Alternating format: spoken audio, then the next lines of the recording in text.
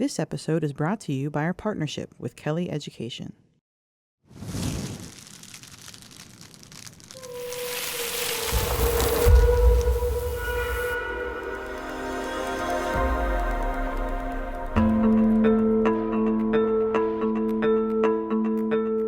Welcome to the Ignite Project, a Polk County Public Schools podcast made for teachers by teachers. Teachers of all experience levels need each other's enthusiasm and passion to fuel an ongoing desire to do what it takes to meet the needs of our students. And that's what this podcast is all about. Be energized by their enthusiasm to ignite a love for teaching while they challenge others to join them in their work.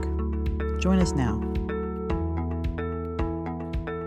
Hey there, welcome to Season 2 of the Ignite Project podcast. We are so excited to have you back. In case this is your first time, there really is a Season 1. And in Season 1, we got to introduce to you so many awesome Polk County Public Schools educators, talking about things that they're passionate about and things that they want to ignite in other educators and in the greater community. And so we are kicking off with an awesome guest, Dr. Shaime Cortes Vega from Stevens Elementary. Welcome. Happy to be here. Thank you. Great to have you. Shaime is really going to be such a treat today because we get to hear her passion about literacy. And for some of us, we're thinking, okay, literacy like in school, but what if I'm a parent, or what if I'm a new teacher or an experienced teacher? So we're going to hit all the bases today. Just to tell you a little bit about Shaime. Shaime, you have quite a list of degrees, which is awesome. Yes. A degree in English from the University of South Florida, your bachelor's degree, and then you got your master's in education from Florida Southern, and then your doctorate in educational leadership from University of Phonics. Yes. You love learning. I do. And my husband actually teased me a little bit when I finished my doctorate. He said, "Oh, are you going to do another one?" And I kind of thought about it. That's but, right. you know. Some people like to collect degrees. It's fine. Yes. They love to learn. I love to learn. It's Yes. a lot of interesting research out there to learn from, and a lot of studies that I could potentially do in the future. That's so awesome. Well, and you have 12 years experience. You've taught 4th through 8th grade, right? And then you started as an inclusion VE teacher at Westwood. Then you went over to Snively. And then when you became a reading coach, you went over to Stevens Elementary in Bartow. Awesome. Very cool. So kind of you've seen it from the elementary perspective, the secondary perspective. But I love that you also have this alternative certification perspective. Yes. We're not an ed major. No, I was not. And then you found education and fell in love. Yes. It's going to be hard to get rid of me. I want to stay. That's right. I love it. Well, that's good. We don't want you to go anywhere. So for people that are listening, I had to make sure that we have this plug. Shaime has an incredible Instagram page called at Dr. Cortes Writes. Yes. And all the stuff that you have on there is super cool, and we'll definitely kind of integrate in what we're talking about today. But just, I love that you put up little snapshots about what you're reading to your daughter for bedtime stories, or here's a really great infographic on the science of reading, or parents, what do you think about this? So it's kind of just helping everyone, just in a quick picture. I even will say I bought my son Oliver a book based on what you put there. Really? That it came in the mail. That's awesome. And he loves it. He loves it. So really, really cool. If you are not following her, make sure that you are. Yes, thank you. And so we've loved getting to have you in our Culture Ambassador program, presenting as an Emerge Symposium presenter, all that. But really, I'm excited to have you here because you're talking about literacy and why it's important to have this focus on literacy. Sometimes we have this debate on literacy or math, right? And which one is better, kind of like FSU versus UF, right? Like going back and forth. Well, they're both important. But I am biased toward reading. I am an instructional reading coach, so exactly. I am a little biased. Of course. And that's okay. So let's start off by defining literacy. If for those that are either new to education or not even in education at all, what does that mean to you? Well, I think that when most people think about literacy, they think about it's the reading and writing, but there's so much more to it than that. You have to be able to identify what you're reading, understand, be able to communicate all of this rich information that's around us. So it goes beyond just what you learn in school. It's a life skill for so many of us, for all of us. You have to be able to read that job application. When you go to apply for your house and you do your mortgage, the papers are like this thick and you have to read through all of that. And it really is a life skill. It embeds everything that we do as we get older. So as when you're in pre-K, you're teaching your kids, you're laying a foundation for their future, for their entire life. So every step of the way, everything that we do in literacy in schools matters. everything that we teach our kids is you're building their foundation for when they become adults in the future. And it's amazing. That's awesome.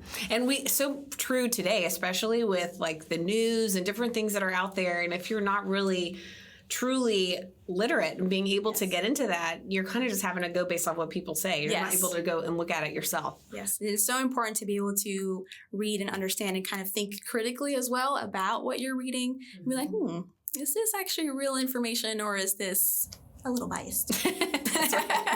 No more relevant than right now, I'm sure. And so when we were talking earlier, we were talking about some stats related to literacy and why it's so important to have this as a focus. There's lots of stats out there. One of them that always kind of stands out to me is that I think 20% of adults are reading below grade level or not reading well enough to even earn a living wage. Wow. So definitely, again, going back to what we do in schools matters. And then in addition to that, I think 1 in 3 students in 3rd grade are reading proficiently. And there's a lot of different reasons that go into that. Our students that come from difficult backgrounds, that come from traumatic backgrounds and whatnot. But just because their stats are like that doesn't mean that we can't make it better. Right. There's a lot of different things that we can do in the classroom. Absolutely.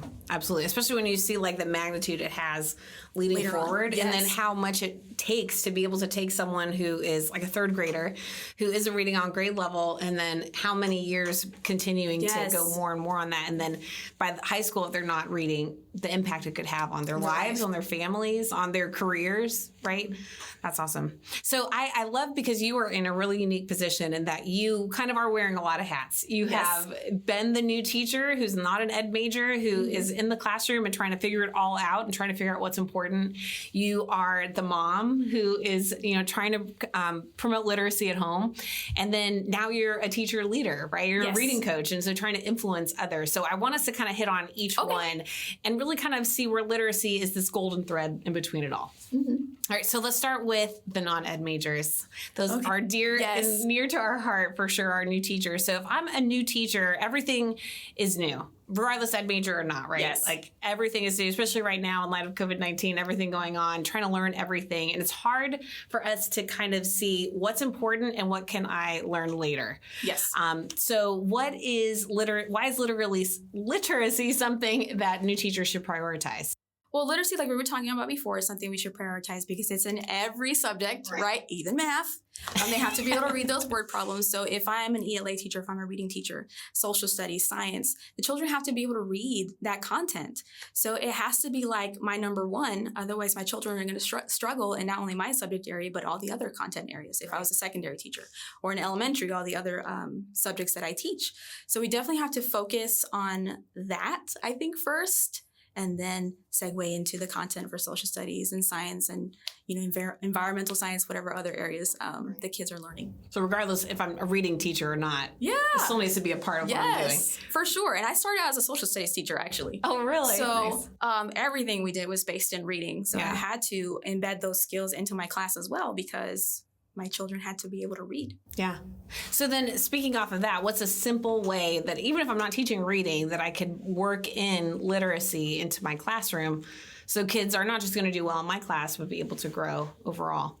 Well, one of the things that I've read about, some of our children that come from low socioeconomic backgrounds or that come from backgrounds where they've experienced trauma, they have working memory issues more so than other children. So one of the ways that we can just easily embed literacy is to chunk what we're reading in class, right? So that the load on their memory is not as great. And so they can engage more with that. Having different ways of engaging with text, having the shared reading with a partner, modeled reading. I was going to talk about read alouds. We can do that in any grade, any level. I think read alouds are super, super important. And sometimes we don't find the time for it because we think maybe that's just like for kindergarten or for 1st grade. Right. But it's not. You may be the only person that they hear that reads well. So it's so important to do read alouds, and not only that, but to also model what your brain is doing while you're reading, having those questions that you're asking yourself so they can hear your process and thinking and hear what kinds of questions they should be asking themselves as they're reading.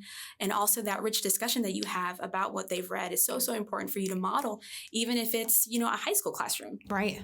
Because they need to have that model for them so they know what to do. Right.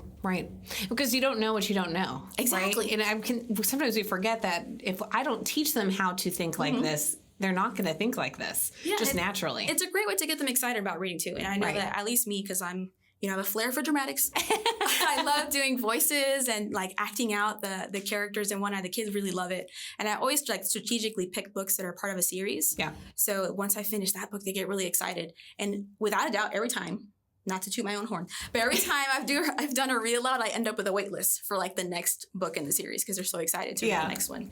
So there's different ways of including read alouds at different stages of education to get them excited about reading and also to model those really important strategies of what is my brain doing while I'm reading. I love it. That's awesome. So these are all things then for easy things for teachers to do and work in. Is there anything you would tell a new teacher not to do? Not to do. Okay. One of the things that can be difficult, I think, sometimes is figuring out why a child can't read. Mm-hmm. So sometimes we just kind of throw comprehension passages and they're like, well, they can't read it. They can't comprehend. But the reason is why. We have to figure that out. So I think sometimes we kind of move away from like, well, I don't know why they can't read. Well, don't avoid that. We need to embrace that. Mm-hmm. We have to be able to diagnose those things. So there's lots of different assessments that are like for free. There's probably one that comes with their curriculum. Really Great Reading is a great resource as a website that has these free assessments, and it'll help you pinpoint why your child can't read or why your children, I call them my children. I know, I do the same thing. Why your children in your classroom are having difficulty reading. Is it a fluency problem? Is it vocabulary? Is it phonics? Is it phonological awareness? All these different things. And I know for a new teacher, saying all those things is like, what's phonological awareness? I don't know what that is. Yeah. So especially as a new teacher, all those acronyms, I wish that all the things about science of reading that I learned now, I wish that I had learned them when I first started, because I think I would have done so much better for my kids. So if you want to learn about the science of reading, Equipped for Reading Success by David Kilpatrick is a really great book. Okay. That tells you all the research. And I love research, but it also kind of tells you the how of how you would do these reading strategies. And Speech to Print by Dr. Motz is a good one that defines everything for you. Yeah. So if I say phoneme-grapheme, digraph, and your eyes go cross-eyed, cross-eyed, I don't know. Speech to Print is a really good book to look at also. Very cool. I think the reason I say that is because as the teacher, you're the best resource in the classroom. Mm-hmm. It's not your curriculum. It's not the books that you have in there. So the more informed that you are about literacy and about reading, the better of a resource you're going to be for your kids. Mm-hmm. Such a good point. Because you're the one that's actually going to implement it and have to interact with them, get their buy-in for it and everything. Exactly. No program or computer program can replace a good teacher. Yes. I can hear the clapping already. That is so true. And sometimes I think you make such a great point about being scared about that why they are not reading well. And sometimes if we don't have the content knowledge to know how to support them, it might be like, well, let me put you on this computer program because this will address that need. But they still need you as the teacher to be able to handle that and work with it. And tell us that website again, because we'll make sure we link all this in the show notes. It was reallyGreatReading.com. ReallyGreatReading.com. Yes. Awesome. Awesome website to look at. Very cool. Well, and so I don't know if any of those tools then would also transition into the parent mindset, but you are obviously a parent and are able to have this other half of your brain that's really devoted to literacy. But even for those that aren't, just taking a look at your Instagram would give them tons of ideas on books you can read and different things. So what are some simple ways then for the parents that are out there, or even like the educators that are listening that maybe aren't literacy coaches or teach reading, what are some steps that they can take to be able to support literacy from home? Well, I would definitely say, and all teachers will always say this, to read to your child every night, right? And I think we underestimate the impact that has to our children, because not only are you modeling good reading, but you're also building a bond with your child through books. Right. And there's so much that kids can learn, so many different themes, and we can talk about that. Talk about that with your kids. Social emotional learning is really important takeaway that we can take from reading to our kids. And I think I've read somewhere that says that if a child reads 20 minutes a night from kindergarten all the way to 6th grade, they will have read, I think, 2 million words. Wow. Which is amazing, right? Yeah. I mean, come on, 2 million words? Right. Think about the vocabulary growth, the listening comprehension growth, the growth in just comprehension itself, fluency. Right. You're making such an impact just by reading to your kid every night and having them read to you. Sometimes I would pretend when I'm reading with my daughter that I don't know how to read certain words. So she's like, it's like this, Mommy. And she gets really excited. Also playing games. I think, we pass those workbooks in different stores and whatnot, and it's very tempting to buy them. Right. Because, it has all the skills in it, but they're boring. They're boring. They are. They're boring. And, once your child's come home from school, the last thing they want to do is work on a workbook. Mm-hmm. They've been doing that all day. Hopefully not all day. But playing different games in the car, like if you have a little kid, small child like I do, she's 5. We play guess the word. I'll say the sounds. What word is it? And she'll be like cat. Yeah. Or I'll say, okay, we're gonna guess the sound. What sounds at the beginning of this word? Pat. And she'll be like pat. Oh, puh. It's puh. Or she'll say, I'll do the ending sound. Mm-hmm. You can play with chalk outside, writing words. You can just make it multisensory, make it fun. There's Scrabble's a good game to play at home. There's all different things that you can do, but just make it fun and not boring. Because no kid wants to work in a workbook. Right. And I know that sometimes as parents, we want our kids to be reading certain things. I often get, well, they only read Dogman books or they only read comics. And I'm like, that's okay. It is. And I know I have a philosophical difference. I don't like to police what children read because I think sometimes when we do that, it kind of prevents them from wanting to read more. Yeah. So as far as motivation, I think that you can share things that you like to read with your kids and be like, hey, I found this book at the library. It's very similar to the Dogman books. Can I share that with you? Can I read it with you? Right. Instead of saying, you're going to read this now. No kid. I mean, think about you going to the library, going to the bookstore, you know? Right. I'm like, I don't like historical fiction, let's say. I'm not going to read it just because someone made me read it. Right. But I might listen to it if my husband's sharing it with me, or I'm listening to it on an audiobook. Or maybe if I have a book subscription, I might try something new. If that's something that's within your budget, they have those now, which is really cool. Yeah. So yeah, there's lots of fun things you can do at home, I think. I love that. And kind of along that same vein, also not maybe using reading as a punishment. Yes. Right? With that, like, I want you to read, but don't be like, oh, you're grounded. You need to read for 30 minutes. Oh, no, please don't do that. And also don't be like, you must read at this time. Right. It's much more engaging when it's like a family experience. It's like, okay, we're going to read together. I'm going to pick a book and you're going to pick one. And sometimes she'll say, can we read 3 books tonight? I'm like, 3? I love you so much. We're going to do 3. Okay, we'll do 3 tonight. I guess I just have to do 3 books with you tonight. I love that. So it's great family time. I think it really is. Well, and I think that's such an awesome opportunity for teachers to be able to work better with families and providing homework that creates more family time. I don't think I realized it until my kids started having homework and realizing, oh my goodness, I'm sending home way too much homework. And the amount of time, you know, I'm an educator, right? And I've got papers to grade, and sometimes I'm not coming home or available to help with homework until maybe 5 or 6 o'clock at night. I got to cook dinner. And so I'm realizing how little time there really is to be at home spending family time together.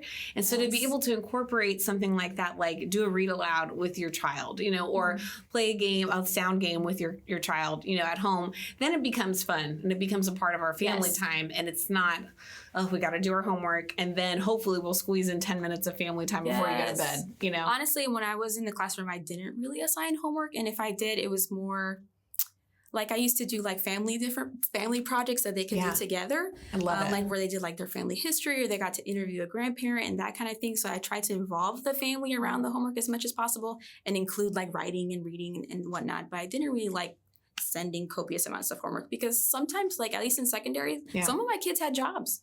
Right. So, I mean, it's not just only about family time, but it's also they're growing up and being adults, so they have to work too. Right. Exactly. It's so good to see that different perspective, and it's things that we don't even think about from the parent perspective or from the teacher perspective, is being able to see that it's just because my home was like this when I grew up doesn't mean everyone's home is like that. And not that one is good or bad or different. It's just not the same, and everyone has their own circumstances. Exactly. So to be able to work in some of those really neat and easy ideas can help, one, to empower the parents, and so they're not feeling so isolated from the classroom. And of course, like the best resource for what you can do at home is your child's teacher. Right. You can talk to them and have a good relationship with them. They'll be able to give you information about how they're doing in class and how they're developing, and they can give you suggestions that would be specific for your child if that's what you need. But overall, have fun. Yeah. Play games with your kids. There's lots of suggestions.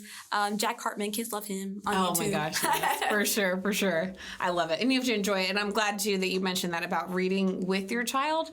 I didn't recently, it's like one of those things like, of course, why wouldn't I think to do that? I do read all the time, but to read with my daughter, it is amazing because she sees it as like, well, she's reading and I'm reading and we're reading together. Yes. Even though we're not even talking right now, we're spending time together. So prioritize it. They will follow what you do, not necessarily what you say. So that's awesome. So then now you've seen it from both perspectives, and you've been now in education for 12 years. So Yes. you're taking on this teacher leadership role. How then do you influence others that are coming in that are maybe brand new to the classroom or ones that have been there to be able to think about reading differently? Especially, it's perfect timing, right, in the light of science of reading really Yes. taking off. How are you doing that? How are you able to influence colleagues? Well, I mean, when you say that, like, that's my job description. I say every day, that's what I have to do. You know, I'm collaborating with teachers, and I mentioned this earlier, but I'm really lucky. I have really great teachers that are really open to ideas, and sometimes I'll say things that are just like, oh, maybe we could try this, and I'm giving different suggestions. They're like, yeah, I want to do that. And it's just about, I think, making yourself available and being that kind of servant leader and being there to support your teachers. That's what I'm there for. I'm here to help. Right. I have different ideas. Doesn't necessarily mean that my ideas are better than yours. Right. Talking about science of reading, I recently did a collaboration with third grade on orthographic mapping, which I had never heard of until fairly recently. Wow. And that was the Zoom that I did on the side of the road. That I did on the side of the road when I was collaborating, because I was home, so I had to still do my collaborative planning, and they were like, okay, we're ready. And we talked a lot about that, and because we do phonetic decoding where we see the word and we say at, right? We read it. But with orthographic mapping, it's the opposite. We say the sound, the word, and then the children, they will tap out the sound. So I hear cat. What sounds do you hear? How many sounds? 3 sounds. K, at, and then they map it with different manipulatives. Sometimes we think that manipulatives are only for math. Yeah. I don't know why. There's all kinds of things that we can use for reading. Yeah. For finger tracking, I'm going on a tangent, but that's okay. For finger tracking, we can have a little googly eye on a little tongue depressor, and they can track with that. Little things that puppets that they can read with. But going back to orthographic mapping, we can use different counters, erasers, for them to map the sounds as they say them, and then they write the sound, and then they read the sound. The words, I'm sorry. Yeah. So it's a lot more of more steps, but I think it helps the kids that are having difficulty with blending, because they have to say this word, count how many sounds, map the sounds with a manipulative, write the words, and then they get to read it. And it's I'm getting emotional. I had a kid this year, at the beginning of the year. I was giving him his phonics diagnostic, and he started to cry because he couldn't read any of the words. And he says, I know I'm reading these wrong because I don't know how to read. I can't read, is what he told me. So I said, well, you have me. You're such a lucky guy. You have an amazing teacher, and I'm the reading person. That's what I do. It's my job. That's literally in my title. So I'm going to teach you how to read. And we worked on phonological awareness with Haggerty lessons, and we do the different movements. We punch out the sounds. We clap the syllables. He's making a lot of progress. But with orthographic mapping and those steps, now after I think 5 sessions with me, he's reading CVC words. Oh my goodness. And it's like in such a short amount of time, it's only 30 minutes. And he's made such progress. And now I think because he's gone so long, he's a 3rd grader. Wow. And has not been able to read for a variety of different reasons. He still says, well, I can't read. And I was like, well, what are all these words that you just wrote and read? What is that? It's like, that's reading? I said, yes. You didn't even recognize that's what he was doing. Yes, you're reading. Wow. And then we put him in sentences, and he said, wow, I read that. Yeah. And they're CVC words, but he still read them. Right. So so I think that the more that we learn about the science of reading and different things like that, the greater of an impact we'll make on our children. Right. So I'm really happy that I met him and that he's my person, and I get to teach him how to read in the mornings. I love that. And 30 minutes is making this impact. And I think that's sometimes we look back and there's these little missed opportunities that we all will inevitably have. But thank goodness for these times. Otherwise, how much longer is he going to continue to be in school feeling like he can't read? Is he going to get to 12th grade? Is he going to graduate? If not for someone to say, let's stop right here. Even though you're in 3rd grade, we're going to figure out what's going on and break it down step by step by step to get him there.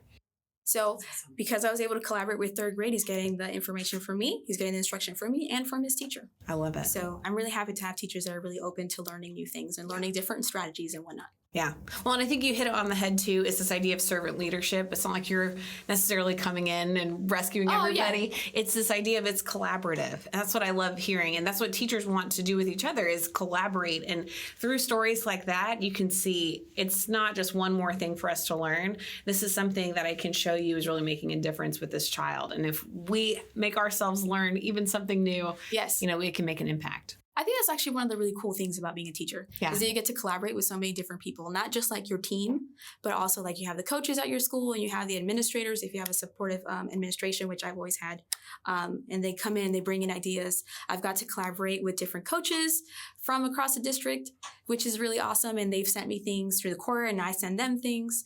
So it's just like, I'm not the reservoir of all the knowledge of literacy. Yeah. So like, it's really awesome that I get to work with so many different people across the district that have such great ideas that will positively impact the children at my school. I love it. Awesome. Well, and we want to always wrap up with the same question. You've, of course, been hitting on it a lot about how passionate you are about this, but we call this the Ignite Project because we want everything we talk about here to ignite a spark that will just continue to lead into a major change that we see here, not just in Polk County, but across the country. So if you could pick one area in education to spark change and ignite a shift in behavior and mindset, what would that be? Our passion for literacy. It's not scary. Right. It's not scary. It's something that we can do, make small changes in all our subject areas to ignite that passion in all of our children so that they can become better readers and writers in the future. Great summary to an awesome podcast. Thank you so much, Shaime, for coming in. Thank you for having me. Yeah. I'm super excited. I'm excited to see how people go ahead and start using these strategies at home and in the classroom. Me too. Thanks for joining us. Are you fired up? You can continue to fuel the fire by connecting with us here in Teacher Engagement. Every month, we host virtual all-teacher seminars, and we also have ongoing programs designed to support teachers wherever they're at in their teaching career. Whether you're a new teacher or a teacher leader, there is a way to get plugged in. Follow us on social media at TeachEngagePCPS to see all that we have going on. Let's keep that spark alive and join forces with others who have chosen to stay ignited. Thanks for joining us. You can subscribe to the Ignite Project on Apple Podcasts, Google Podcasts, or Spotify, or watch online at the Polk County Public Schools YouTube channel. To learn more about the Ignite Project and other Polk County Public School podcasts, go to polkschoolsfl.com/podcasts.